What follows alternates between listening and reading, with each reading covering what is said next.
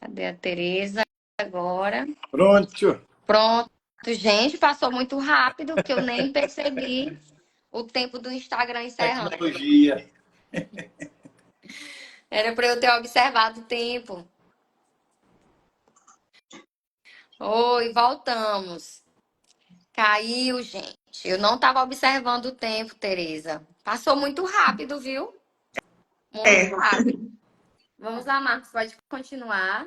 O pessoal está terminando aí de entrar. Isso, tem que o pessoal tá de entrar aí pra gente. É verdade. Isso, para todo mundo acompanhar então aí. Nossos trabalhos aí estão disponíveis enquanto isso, certo? Você pode ir lá na Santa Terezinha, lá na rua Clécio Raposo. Ainda tem alguns exemplares desse livro que eu produzi. Nós estamos aí pesquisando para breve de Trizela também. Como foi falado aqui, né? Vida de pesquisador não é fácil. Você que é pesquisador, pensa em ser pesquisador, pode ir se preparando para suar um bocado. Porque nós temos Verdade. o brasileiro, principalmente, nós temos um mal muito grande. Nós não guardamos, não documentamos, não temos esse costume de arquivar, de guardar aquilo que são informações para a nossa posteridade. Tudo a gente tem costume de jogar fora.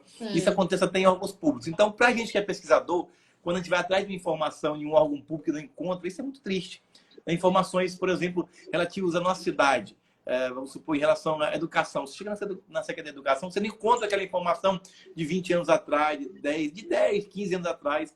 Então, isso dificulta para o pesquisador. Então, a gente tem que sair catando pessoas, procurando, literalmente, né? Para poder conseguir fontes. Então, não é fácil vir de pesquisador. Não. Para a gente conseguir trazer esses materiais, essas informações, dá trabalho, né? A gente tem que realmente pesquisar muito. Não é apenas na rede mundial de computadores. A gente pesquisa, ouve pessoas, procura outros materiais, procura outras fontes, procura qualquer que seja a informação, fonte que nos traga a informação, é importante. Até mesmo materiais, até mesmo objetos, né? Isso são importantes para nos trazer a memória, fatos do passado, né? E principalmente em relação à história. Eu não sou, assim, de formação historiador, né? Eu tenho desenvolvido essa pesquisa, a história, nos últimos anos, em razão das práticas de graduação, de pós-graduação, de mestrado, que nos motiva, nos incentiva a pesquisar. Porque a academia não faz isso. Então, um passo importante que quem faz academia é justamente esse, ser motivado à pesquisa. Então, vamos lá. Já tem um bom número voltado aí na live, né? Então, nós falávamos sobre a questão também do município de Trizedela do Vale, né? Em relação à expectativa para a próxima banca. E em relação a Pedreiras, vai ser, vamos dizer assim, uma dificuldade até maior. Como eu disse, principalmente eu que sou pesquisador, que estou preparando material, tenho encontrado dificuldades para localizar, até porque na Trizedela do Vale é um município novo, né? 30 anos de idade aí, e de existência. Ou seja, ainda não tem nenhum material consolidado, publicado, um livro, alguma coisa, em relação à história do município. Não tem nada guardado. As informações que tem... Oi. E ainda corre o risco será que não correria o risco de o que cair de Trizedela cair ligado a Pedreiras? Isso, né? porque parte da história de Trizedela é a história de Pedreiras.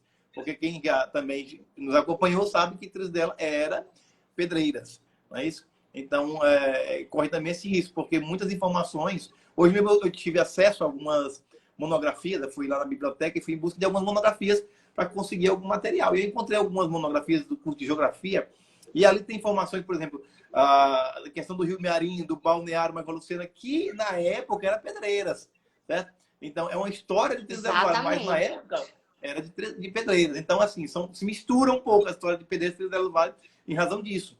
Então, por ser uma história nova, a Trizedela do Vale vai ter um pouco de dificuldade a banca, né, em produzir o material. Então, o material provavelmente será produzido justamente com aquilo que se encontra na rede mundial de computadores. E aí, são informações que estão muitas vezes em blogs. Né? E aí você tem que saber realmente essas fontes, esses blogs, né? Porque existem pessoas que alimentam blogs que muitas vezes não se preocupam, né, em buscar a fonte fiel para poder você publicar alguma coisa. Graças a Deus nós temos em PDs muitos blogueiros que são responsáveis, conscientes e tal, né, e trazem informações verídicas, evitam colocar fake news, mas a gente sabe que não deixa de existir, que um aqui, outro lá, que às vezes coloca uma fonte que ele não pesquisou, não buscou com alguém para saber se aquilo de fato é verdadeiro. E às vezes acaba cometendo um equívoco.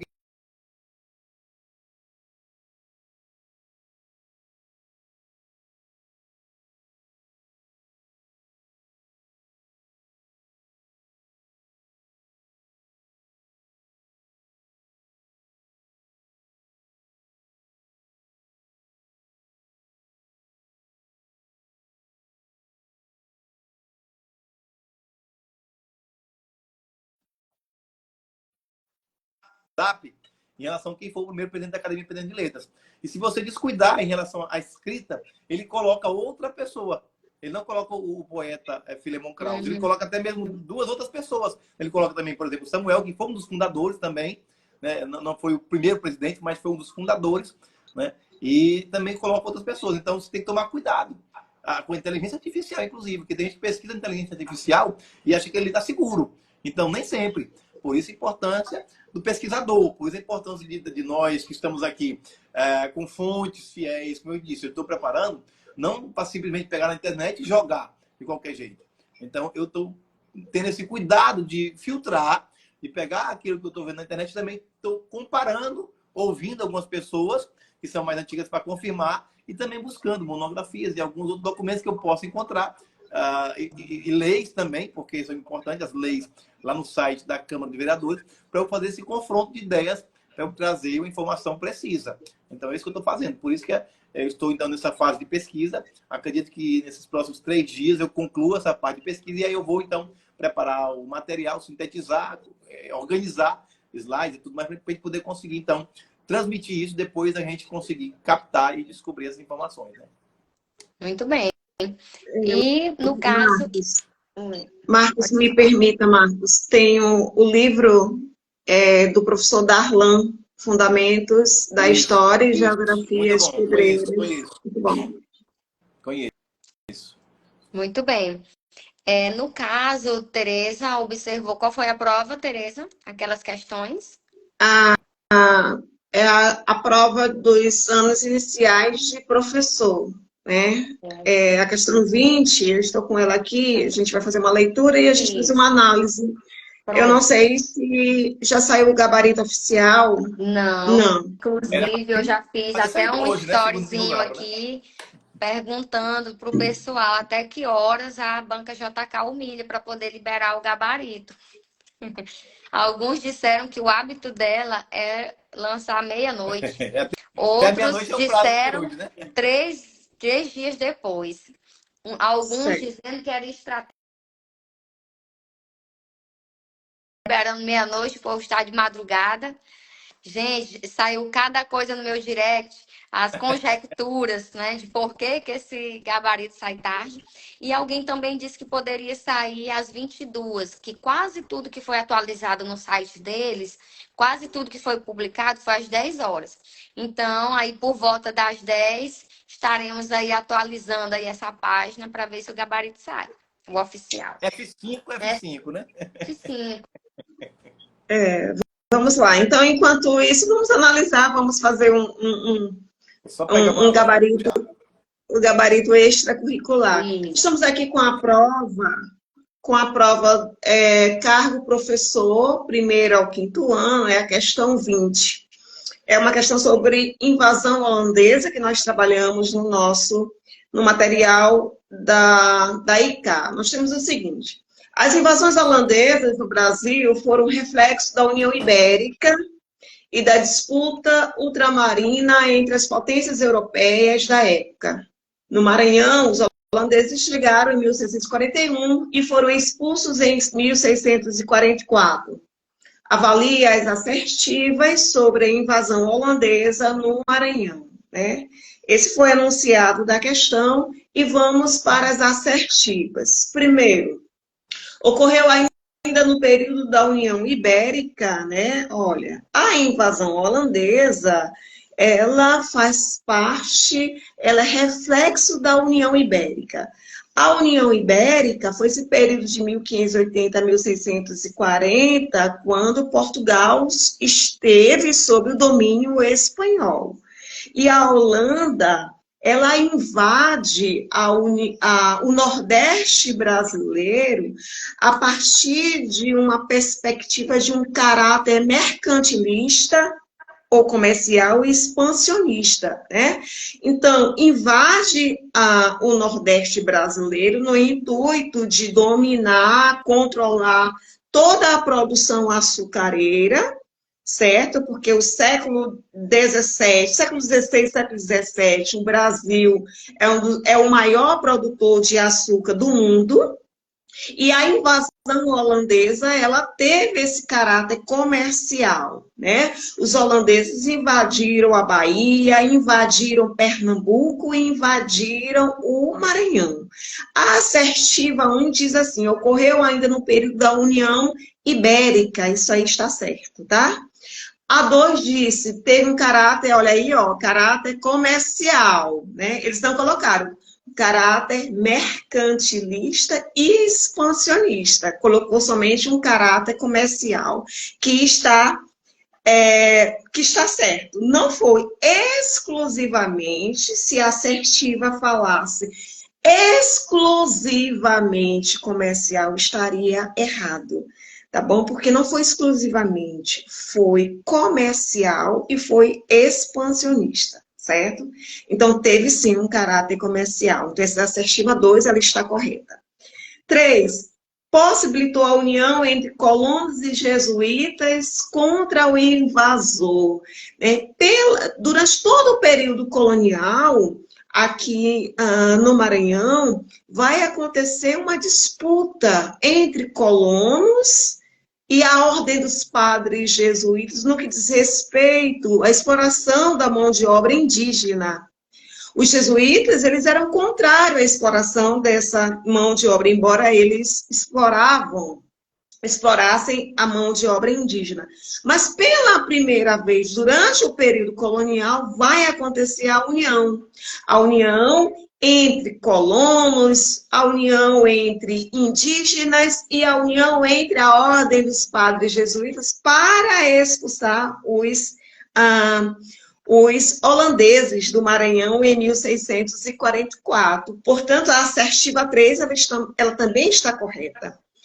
4, a política holandesa no Maranhão foi idêntica à política holandesa em Pernambuco na época de Nassau. Isso aí está errado. Por quê?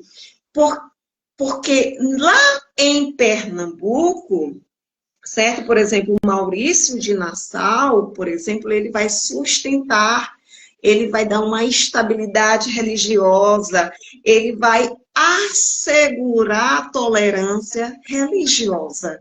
O Nassau, ele assegura isso, diferente aqui do Maranhão. Os holandeses, eles vão ser muito intolerantes, né? Então, a 4 está errada. Então, com certeza, o gabarito é a letra D. Somente 1, 2 e 3 estão corretas. Então, aí o público da IK que marcou a letra D, pode esperar que está correto. Outra questão que caiu foi o clássico, né, da balaiada, né? A JK, ela vem, né? Ela vem contemplando, né? Nesses municípios que ela vem realizando esse concurso, vem contemplando, né? 2 temas clássicos da historiografia maranhense, que é a balaiada e a revolta de Beckman, certo? Então, vamos lá. A questão diz o seguinte, a balaiada, 1838, 1841, no Maranhão, Cabanagem, 1835, 1840, no Pará, a Sabinada, 1837, 1838, na Bahia, e a Farroupilha, 1835, 1845, no Rio Grande do Sul, fazem parte do ciclo das revoltas regenciais. A opção que apresenta corretamente características da balaiada é uma questão que envolve a balaiada, mas o candidato ele precisa entender esse período regencial. O período regencial faz parte do período imperial brasileiro. A balaiada é império no Maranhão. E durante o período regencial foi um período muito turbulento, com conflitos políticos, por disputa de uma política local, por uma insatisfação popular diante de uma pobreza, diante das desigualdades sociais, né? Então, quando eu falo que o período regencial foi um período turbulento, foi um período de revoltas, o próprio enunciado da questão fala da cabanagem, fala da balaiada, fala da sabinada, né? Que foram revoltas regenciais. A revolta dos malês, que não está aqui, mas também faz parte desse período regencial.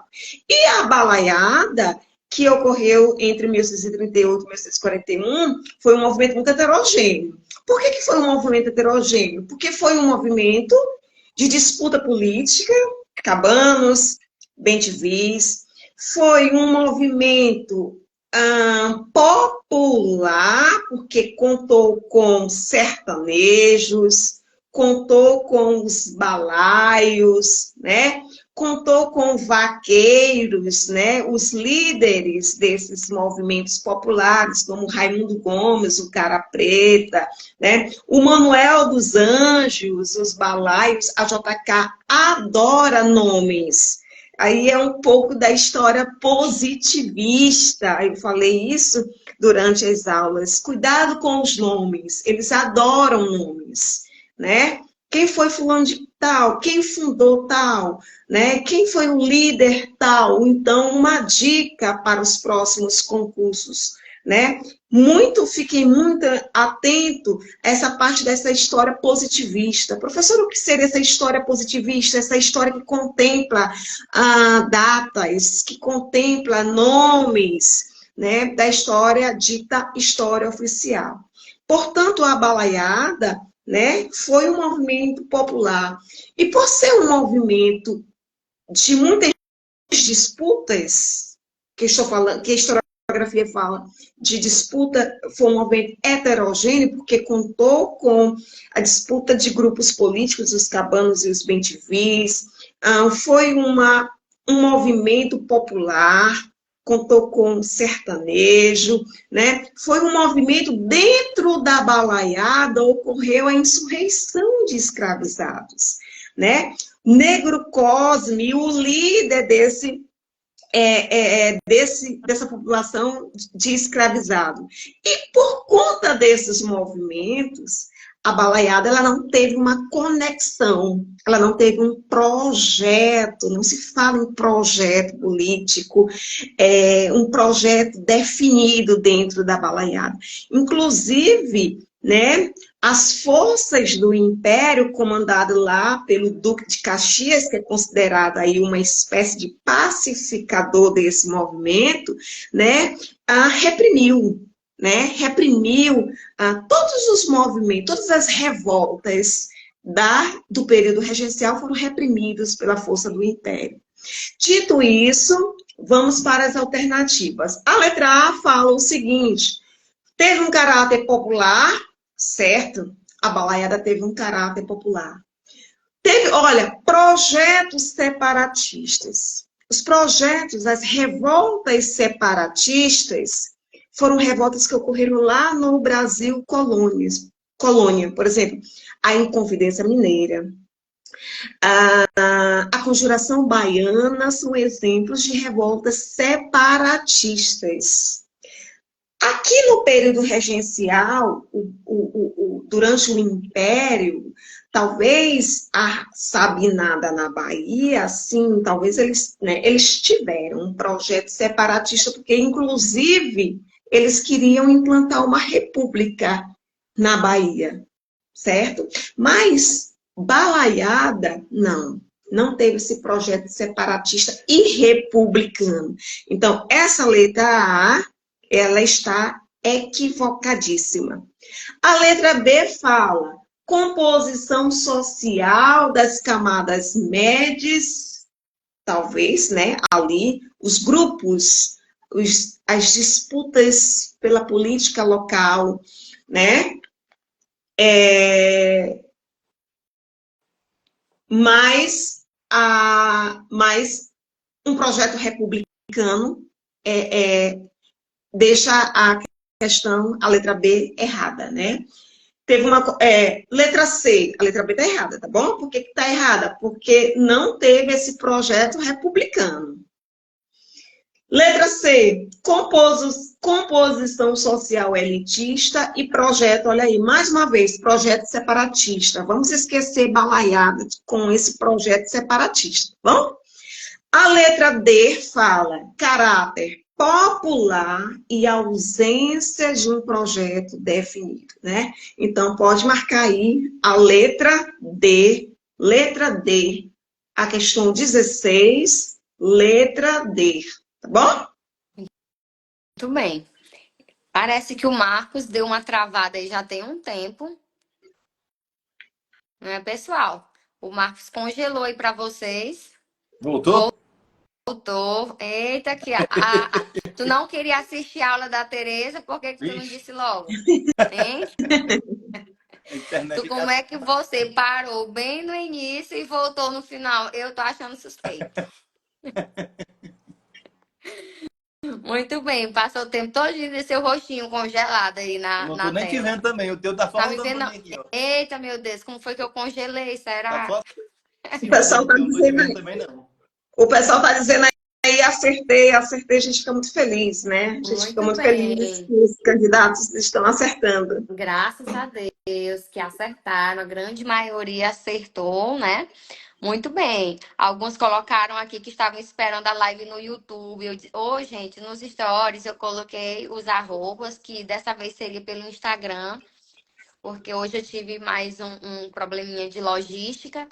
E também porque eu queria, né, trazer a galera um pouco para o Instagram também, trazer a discussão do concurso para cá, tá certo? Foram esses dois motivos.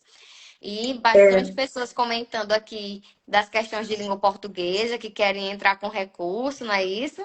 Oi, Tereza. O Borges, ele tá falando que veja como uma questão é complexa. Sim, ela é complexa. Essas duas questões eu achei complexa, porque ela exige um conhecimento de balaiada e ela exige um conhecimento do período regencial, certo? Foram só duas questões, mas caprichadas. Temas Sim. clássicos e que precisava realmente do conhecimento. O professor fica feliz quando vê uma questão bem explorada, não fica, Tereza? Sim, com certeza. Sim, quando o assunto que você gosta, ele é explorado da forma correta, a gente fica radiante. Agora, quando aspectos que às vezes nem são aqueles que a gente gostaria, ou não, teria tanta coisa para falar do nosso estado, teria tanta coisa da nossa história e não fala, só que eles foram, né, em partes que você, como professora, gosta, né? Considera como clássico e importante aí da nossa história. E que de fato é mesmo. Muito bem. Marcos, eu não olhei de novo a hora que a gente começou essa segunda live, mas aí você pode ir falando. Eu sei que você já fala acelerado, é de família, né? Mas você pode acelerar mesmo, tá bom? Que daqui a pouco, depois da tua análise, vamos fazer só umas considerações. E aí depois eu quero só perguntar já aqui para quem está nesta live. O pessoal a minha filha disse que eu tô viciada em live, né? Já mencionei isso lá no YouTube. Mas se alguém quiser conversar um pouquinho aqui depois sobre algumas questões de português, pra gente brigar um pouquinho antes do gabarito, viu? Depois da live aqui com o Marcos e a Tereza, eu vou abrir aqui 15 minutos pra gente ficar argumentando aí sobre essas questões. Se vocês quiserem, só coloquem sim bem aí para eu saber se tem alguém querendo conversar sobre a questão de português, tá bom? Muito bem, Marcos. Diga aí rapidinho sobre os seus gabaritos aí da história de Pedreiras. Isso, um dos gabaritos aqui que eu peguei aqui fala sobre o hino de Pedreiras, né? O hino de Pedreiras é uma homenagem à sua história.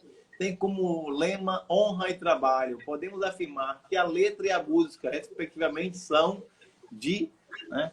Então, a pergunta era de quem é o autor da letra da música do hino de Pedreiras. Isso eu falei nas lives, isso eu coloquei no meu livro, isso eu coloquei naquelas 50 questões que eu disponibilizei em PDF, também tem.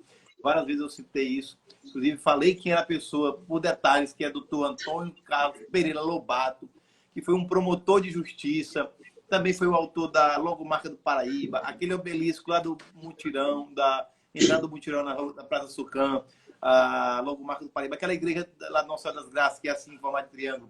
Tudo foi ele. Então, foi feito um concurso, na época, em 68, o doutor José ele fez um concurso, que era o prefeito, e ele foi, então, vencedor desse concurso, e foi uma lei só que aprovou os símbolos municipais. E na questão que tinha letra A, Neto do Cavaco e Paulo Pirata, não é isso? Antônio Carlos Lobato e José Maria de Jesus, que é a letra B, essa é a alternativa correta, né? Antônio Carlos Lobato e José Maria de Jesus. O Lobato foi o autor da letra e o Maria de Jesus do hino, da música, da melodia, né? Aí tinha mais Edivaldo Santos, doutor Lobato, José Maria de Jesus e Neto do Cavaco. Então, essas estão descartadas. Então, a resposta justamente era essa, que tratava, então, do hino de Pedreiras. Outra questão ainda, nós observamos aqui, que também foi motivo de prova, foi em relação a algumas questões do município. E eu fiz, inclusive, além da live, eu fiz um vídeo antes, dizendo sobre os dados geográficos de Pedreiras, e onde também caiu muitas questões, uma questão que tinha 4 opções de dados geográficos. Ele falava, a primeira opção, alternativa 1, assertiva 1, na verdade, tinha lá, a população absoluta do município de Pedreiras é 39.050.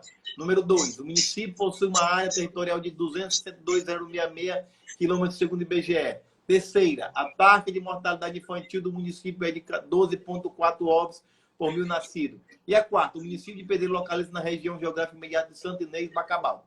Aí tinha as opções para você marcar, né? Isso, quais estavam corretas, né? Isso, primeira, segunda, terceira. Então, vamos analisar aqui. Em relação a essas questões, como eu disse, tem até uma pegadinha, porque se você não atentar para números, às vezes um número você é. Então, se você for fazer um concurso, você observa número a número. E principalmente quando trata de população. Não é isso? É aquilo que eu falei. Ele colocou aqui a primeira, 39.050. É isso? Já está errado, porque a atual BGE 2022 é 37.050. Então, essa aqui já está descartada. Número 1. Número 2, o município possui uma área territorial de 262,066 quilômetros, de acordo com o IBGE. E essa aí está correta, certo? Essa é a área territorial do município de Pedreiras.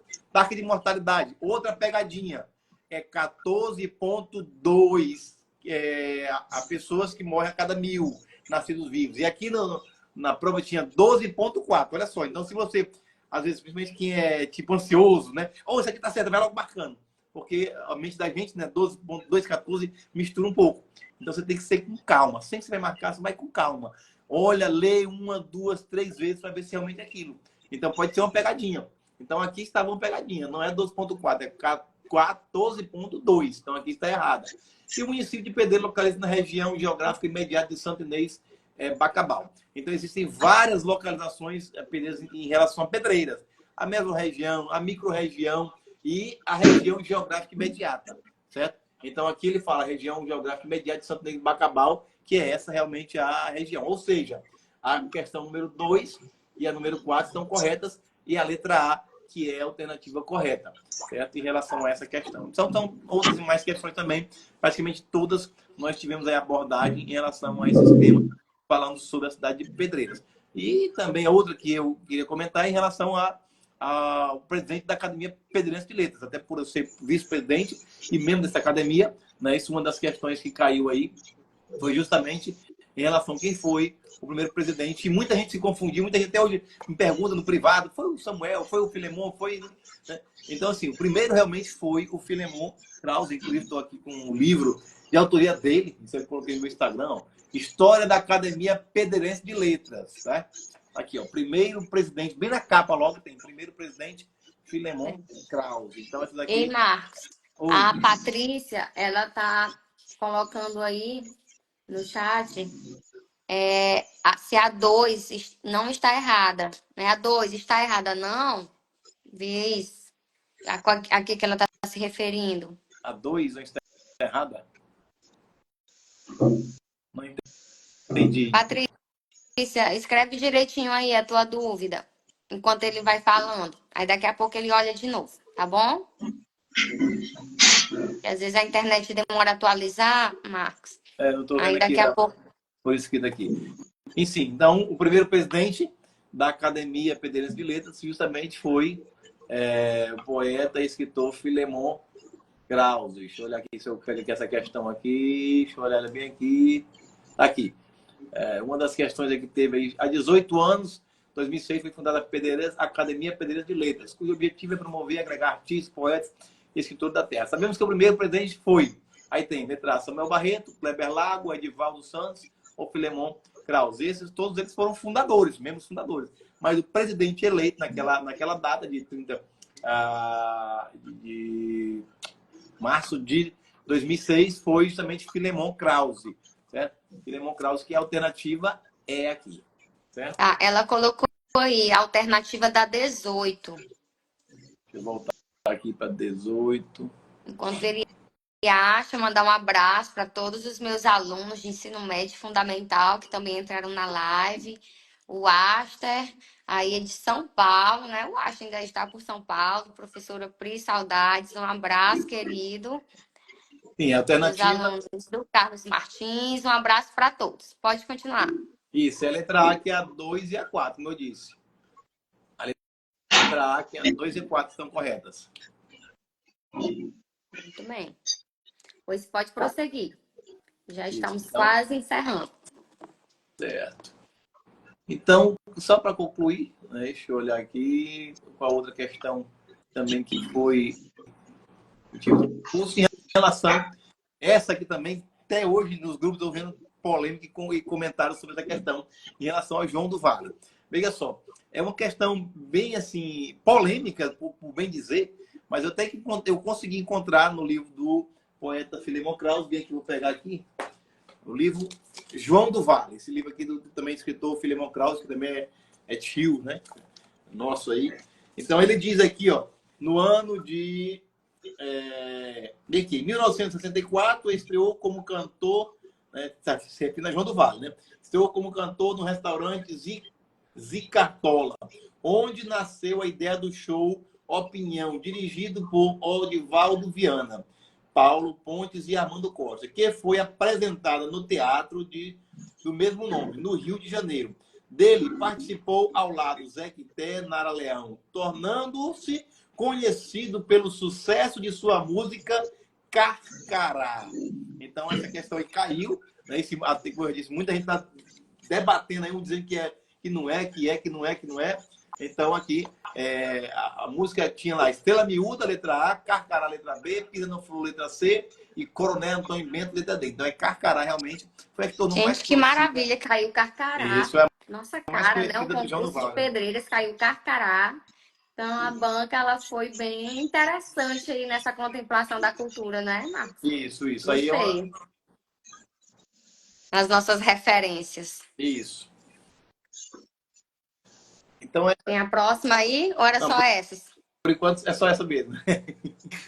Muito bem. Então, gente, tivemos aí excelentes análises dos nossos especialistas, né? A professora Tereza, professor Marcos Krause. Mais uma vez, reitero que sou satisfeita com a equipe que nós conseguimos montar. É uma equipe que ninguém tem tempo, tá? Ninguém tem tempo. Quem organiza não tem. A Adriana, que é a minha parceiraça, também não tem. Os professores que vêm também não tem tempo. Imagine eu, hein? E essa galera, o Marcos é outro que eu não sei nem como é que existe tempo aí na vida dele. Então, essa galera que não tem tempo conseguiu se organizar de forma que fosse muita qualidade, né? Que tivesse muita qualidade ali para oferecer as aulas, para oferecer um estudo direcionado. Então, estou muito satisfeita, agradeço a Tereza por ter aceitado o desafio quando eu mandei a mensagem. Tereza, vamos fazer isso. Que dia vai ser? Assim, assim, calma. As outras informações eu mando depois. Mas ela prontamente aceitou, o Marcos também. Então, foi uma equipe, vou usar o termo agora que está em alta, uma equipe casca de bala, que deu conta do recado. Então, estou muito feliz e satisfeita. Deixa eu ver, tem algumas pessoas colocando aí um comentário. A maioria das pessoas que conversei, aliás, todas as 7 pessoas que perguntei, responderam pisa na fulô. Eita! E outro comentando aí, a origem do nome Pedreiras, Pedra Grande ou os índios Pedras Verdes? É, E agora, Marco? é Pedra Grande. Pedra Grande. Pedra Grande. Pedra Grande, que é a pedra que deu origem ao nome da cidade de Pedreiras. Existem alguns estudos que eu até identifiquei mais ou menos, alguns são pouquíssimos, que até fizeram essa referência aos índios Pedras Verdes, que eram da mesma família dos Tabajaras, ou os Mearinenses também, como eram chamados. Mas a origem mesmo, de fato, de verdade, é a Pedra Grande. Certo? Muito bem. Aí a Tayla Samaeli está dizendo, e o da questão 19, os afluentes do Rio Mearim, foi falado? Tinha uma questão que a resposta era banana, tinha. Também nessa questão aí, isso. Eu até falei isso na minha live. Lembra que eu Falou? fiz da usina de Ana, aquelas usinas lá de Sim, mutirão? Naquela época, clássica, estava em clássica. alta, não era banana. Na verdade, era o arroz e o algodão. Eram as duas maiores. Eu tenho um número Muito aqui bem. Eu só também. lembro de ter olhado a alternativa. Eu vi uma foto, acho que foi você que mandou a foto da Deixa eu ver questão. aqui se eu Aí a encontro ela aqui. pessoa Porque que são... mandou a foto tinha marcado banana. Eu digo, é a questão da banana. Não. Então, era o arroz e o algodão. Como não tinha o algodão lá, só tinha o arroz, então a alternativa era o arroz, que foi que teve realmente muita em alta, e o algodão também, que foi exportado para fora do Brasil. Eram as duas as maiores riquezas naquela época, e atraiu muita gente do Ceará, da região do Nordeste todinha, que migraram para cá, então onde começou também a povoação, a se estender, a se ocupar muito da cidade de Pedreiras. Certo. E essa sobre os afluentes do Rio Mearim, tu chegou a ver também? Isso, é o rio Pindaré e Grajaú, letra A, o 19, isso. O rio Mearim, Pronto. genuinamente considerado o Pindaré, que ele tem mais ou menos as 20 quilômetros do começo do Mearim lá, ele já é um afluente, e o Grajaú também. Né? São os afluentes maiores, principais afluentes do rio Mearim. Muito bem. Então é isso, pessoal. Agradeço a vocês que ficaram do início ao fim, tá bom? Outros entraram, depois saíram para resolver alguma coisa, depois retornaram conosco. Agradeço, Marcos Krause, você separar um pouco do seu tempo para este momento. Te agradeço também, Tereza, pela sua participação. Não deixa de ser uma oportunidade para conversarmos com todos sobre a valorização da nossa história, da nossa cultura, das nossas memórias, de nós nos apropriarmos desse conhecimento, não apenas por meio de um concurso, mas porque faz parte de nós, faz parte de quem nós somos, não é isso? Então, nós precisamos conhecer, de fato, a nossa história. E aí eu vou abrir o espaço para que vocês possam dar as considerações finais e eu encerrar, senão o Instagram vai encerrar para mim. Eu queria falar para os concurseiros que concurso a gente faz até passar, né? Para eles continuarem, né, nessa vontade deles de passarem em um concurso público, para eles se efetivarem no mercado de trabalho, através de provas de concurso, né, de provas de título e de concurso, né? Então, assim, concurso se faz até passar. E até a próxima. Muito bem. Isso. É isso aí. Marcos, considerações finais. A mesma coisa também, eu já fiz alguns concursos na minha vida. Certo? Na verdade, eu fiz esses 2 que eu passei, eu fiz mais um outro além desse. Mas foram 4 concursos, na verdade. Eu obtive a aprovação em 2, né? E um outro eu fiquei em cadastro de reserva, não foi chamado. E assim, realmente é persistência. E uma coisa que você tem que colocar na sua cabeça realmente. Muita gente às vezes fica assustado quando divulgam aquela lista, de concorrência, tem não sei quantas mil pessoas, aí a pessoa desanima, vai ver as pessoas desanimarem. Não desanime. Foque naquilo que você está estudando, foque no seu potencial, esqueça que existe 5 mil concorrentes, seja o que for. Faça a sua parte. Né? Não se preocupe com isso, porque se você for se preocupar com com os concorrentes, você vai ter essa pressão e muitas vezes não logra um êxito como deveria ter por causa dessa pressão psicológica que você acha que tem muita gente. Então, foque em você, acredite no seu potencial, estude. E assim que eu sempre fiz os concursos públicos. Para mim não interessava. Aí eu digo assim, rapaz, essa vaga aqui é minha. Então não importa para mim que se tiver nas outras 5 mil pessoas, vão disputar as outras 2 vagas que tiver. Essa daqui vai ser minha, né? Então assim que a gente coloca, é uma forma de você não desmerecer ninguém, lógico. Uma forma de você acreditar no seu potencial. Não é isso? Exatamente. Então, desejo boa sorte também aos demais aí que vão fazer de Trisdela, o de Poção de Pedra, o de Alto Alegre e outros mais que vão vir aí de São Luís também. Está prestes a sair também de São Luís, quem vai fazer porventura. Boa sorte a todos aí, continue estudando e se focando nos estudos aí. Muito bem. Então está aí o recado dos experientes, dos experts em concurso que estavam aí na live conosco. Gente, então muito obrigada pela atenção de vocês. Não sei se outros entraram depois, certo? Mas se alguém quiser conversar um pouquinho sobre as questões de português, manda um direct para mim. Se tiver pelo menos 5 pessoas aí querendo comentar um pouco sobre as questões, eu abro aqui um vídeo para gente, tá bom? Então é isso, pessoal. Boa sorte a todos. Não desistam, tá? E mais aqui, olha a Rayane aparecendo aqui, uma ex-aluna. Impossível ser aluno da Kes não passar em algum concurso. Eita, Glória! Que bom, né, gente? Muitos frutos para colher, muitos frutos já colhidos, graças a Deus. E vocês que estão aqui também irão colher desses frutos. Agradeço também às famílias nossas, né, gente, que estavam presentes. Eu vi a irmã da Tereza aqui, que está sempre presente nas lives do nosso canal. Tem um carinho muito especial. E a minha mãe, meu padrasto, era igual a Xuxa, para minha mãe, para meu pai. Um beijo para todo mundo. A Xuxa. E para vocês. Tá certo, pessoal? Então, boa noite. Encerramos aqui a nossa conversa. E quem sabe até a próxima, não é, historiadores? Ora, Deus quiser. Tchau. Tchau. Boa noite. Boa noite. Boa noite. Prazer.